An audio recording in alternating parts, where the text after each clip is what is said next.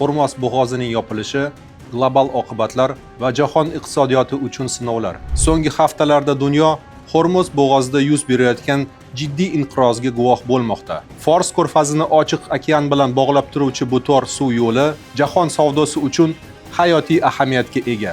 Ayniqsa neft va boshqa muhim tovarlarni yetkazib berishda uning ahamiyati beqiyos. Hormuz bo'g'ozining ahamiyati. Hormuz bo'g'ozi dunyodagi neft va gaz savdosining eng muhim yo'lagi hisoblanadi.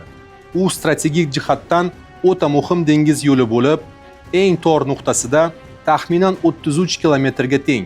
Bu yo'l orqali jahon neft ishlab chiqarishning taxminan 20%, suyultirilgan tabiiy gazning esa 30% tashiladi. Shuningdek, turli sanoat mahsulotlari va strategik tovarlar ham katta hajmda yetkazib beriladi. Shu sababli bo'g'oz ustidan nazorat nafaqat mintaqaviy barqarorlik, balki butun jahon xavfsizligi uchun ham hal qiluvchi ahamiyatga ega. Hozirgi vaziyat. Qamal va uning oqibatlari hozirda Hormuz bo'g'ozi ustidan nazoratni uning shimoliy sohilida joylashgan Eron amalga oshirmoqda. Eron rasman tanker va tijorat kemalarining bo'g'oz orqali harakatlanishini taqiqlab, uni yopiq deb e'lon qildi hamda o't ochishga tayyorligini bildirdi.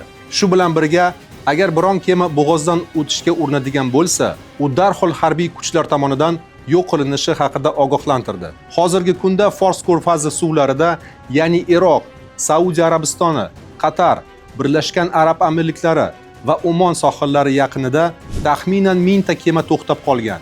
Ularning yarmidan ko'pi neft tankerlari va gaz tashuvchi kemalar. Shuningdek, o'nlab konteyner kemalari va bir nechta kruiz laynerlari ham to'xtab qolgan. Kruiz kemalari orasida 2 nemis layneri va bir rus kruiz kemasi bo'lib, ularda 10 mingga yaqin sayyoh tuzoqda qolishgan. Umumiy hisobda kemalarda taxminan 20 mingta dengizchi va 15 mingta sayyoh qolib ketgan. Boshqa kemalar ham Fors ko'rfaziga kira olmayapti, chunki Hormuz bo'g'ozi to'sib qo'yilgan. Inqirozdan oldin bo'g'oz orqali har kuni o'rtacha 24 ta tanker o'tar edi. Hozirda esa harakat 90% ga qisqargan va faqat 2 ta tanker o'ta olgan. Natijada mintaqadan neft va gaz oqimi deyarli to'xtab qolgan. AQSh bo'g'oz orqali kemalarni himoya qilish va qo'riqlash niyatini bildirgan bo'lsa-da, amalda buni qila olmaydi. Sug'urta va neft narxlari. Sug'urta kompaniyalari xavfli suvlar orqali o'tadigan kemalar uchun polislarni uzaytirishdan bosh tortmoqda va narxlarni 30% dan ko'proqqa oshirmoqchi. Masalan, avval bir reys uchun sug'urta taxminan 250 ming dollar bo'lgan bo'lsa, hozirda 325-350 ming dollargacha ko'tarilishi mumkin. Bu mojaro neft narxi hamda tashish harakatlarining keskin o'sishiga sabab bo'ldi. Ma'lumotlarga ko'ra, 2026-yil 2-mart kuni Brent narxi taxminan barelga 79 dollar bo'lgan. Bir kun o'tib esa 85 dollardan oshib, deyarli 10% ga o'sdi. Mintaqadan Xitoyga yo'naltirilgan yirik tankerlar uchun tashish xarajatlari bir necha kun ichida 2 barobarga oshdi. Gaz yetkazib berish va iste'molchilarga ta'sir. Hormuz bo'g'ozining yopilishi sababli Qatardan Yevropaga suyultirilgan tabiiy gaz yetkazib berish to'xtab qoldi. Bu holat Yevropada gaz narxlarining keskin o'sishiga olib keldi. Bor yo'g'i 4 kun ichida narxlar 94% ga ko'tarildi. Ayni paytda birja narxlari gazning 1000 kub metr uchun 730 dollardan oshdi. Eslatib o'tamiz, Qatar yaqin vaqtgacha AQShdan keyingi dunyodagi ikkinchi yirik suyultirilgan tabiiy gaz eksportyori hisoblanar edi. Suyultirilgan tabiiy gaz tashish narxi ham Qatarda ishlab chiqarish to'xtalganidan keyin 40% ga oshdi. Bu qo'shimcha xarajatlar transport kompaniyalari, treyderlar, distribyutorlardan o'tib, oxirida iste'molchilarga tushadi. Shu sababli har birimiz yoqilg'i, oziq-ovqat va boshqa tovarlar narxining oshishini sezamiz. Yevropa gaz siyosatidagi murakkab tanlov. Yevropa Ittifoqi Rossiya gazi importini 15% gacha qisqartirilganidan keyin murakkab vaziyatda qoldi. Yaqin Sharqdagi inqiroz va yetkazib berishdagi uzilishlar Yevropa rahbarlarini qat'iy anti-Rossiya strategiyasini qayta ko'rib chiqishga majbur qilmoqda. Mutaxassislar ta'kidlashicha, Yevropada Rossiya energiya manbalariga bog'liqlik haqidagi bahslar yana kun tartibiga qaytishi mumkin.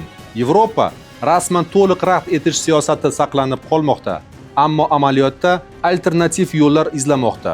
Ulardan biri g'ayrioddiy tarzda arzonroq bo'lgan Rossiyaning quvur orqali yetkazib beriladigan tabiiy gazni qayta import qilish imkoniyatidir. Dunyo logistikasiga ta'siri. Ushbu mojaro nafaqat Hormuz bo'g'ozini, balki boshqa muhim transport yo'llarini ham qamrab oldi.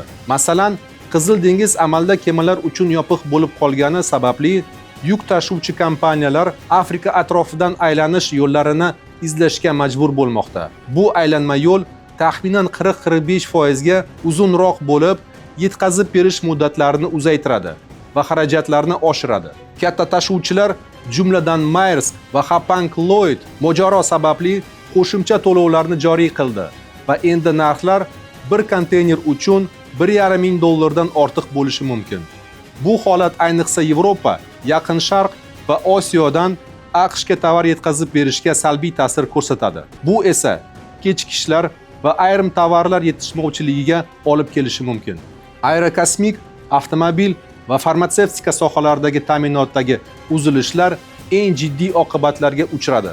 Tezkor yuklar uchun havo yo'llari eng maqbul yo'l bo'lib qolmoqda, ammo ular ancha qimmatroq hisoblanadi. Bu mushkul vaziyat sharoitida UPS, FedEx va C.H. Robinson kabi transport kompaniyalari hamda ekspeditorlar aksiyalari o'sishini ko'rsatmoqda. Bu esa alternativ logistika yechimlariga bo'lgan talabning oshishiga ishora qiladi. Tarixiy holat va hozirgi inqirozning ko'lami. Shunday vaziyatlar oldin ham uchragan. Masalan, 2019-yilda mintaqada tankerlarga qilingan hujumlar sug'urta haqlarining oshishiga sabab bo'lgan. Ammo hozirgi vaziyat ancha jiddiyroq va ko'lami kattaroq. Oldin 1-2 kemaga tahdid bo'lgan bo'lsa, hozir yuzlab kemalar to'xtab qoldi va butun mintaqaning kemalar harakati deyarli to'xtab qolgan. Xulosa: Hormuz bo'g'ozidagi murakkab vaziyat faqat Yaqin Sharq mintaqasi muammosi emas, balki butun dunyo iqtisodiyoti va global ta'minot zanjirlari uchun jiddiy sinov hisoblanadi. Bu holat millionlab odamlarning kundalik hayotiga ta'sir ko'rsatadi. Kemalar orqali tovarlarni tashish va sug'urta xarajatlarining oshishi, yetkazib berishdagi kechikishlar va noaniqliklar bozorlar barqarorligi hamda iste'molchilar farovonligi uchun katta xavf tug'diradi. Hormuz bo'g'ozidagi keskin vaziyatning oqibatlari faqat davlatlar va kompaniyalar uchun emas, balki har birimiz uchun bozorlarda, supermarketlarda, kommunal to'lovlar va yoqilg'i quyish shoxobchalarida seziladi. Eron hukumati bu kurashdan voz kechmaydi va bu qarama-qarshilikning oqibatlari uzoq muddatli hamda og'ir bo'lishi mumkin. O'z fikrlaringizni izohda qoldiring va Paradigma.uz'ni kuzatishda davom eting.